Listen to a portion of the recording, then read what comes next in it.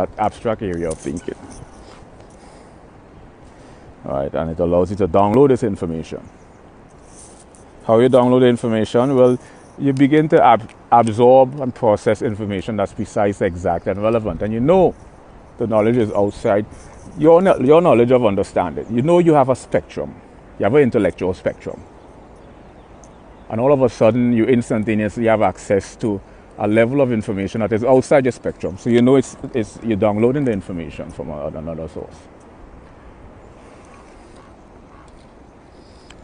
So that's the whole topic of this subject: juxtaposition of incongruity, surrealism, absurdity. Juxtaposition of incongruity, man. The juxtaposition of incongruity. That's the term they call it. Juxtaposition of incongruity.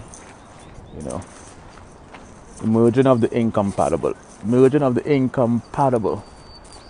Taking two things that are mutually exclusive, placing them side by side and finding a single common denominator they share. Juxtaposition of incongruity. And what juxtaposition of incongruity does is it creates a sort of absurdity. Juxtaposition of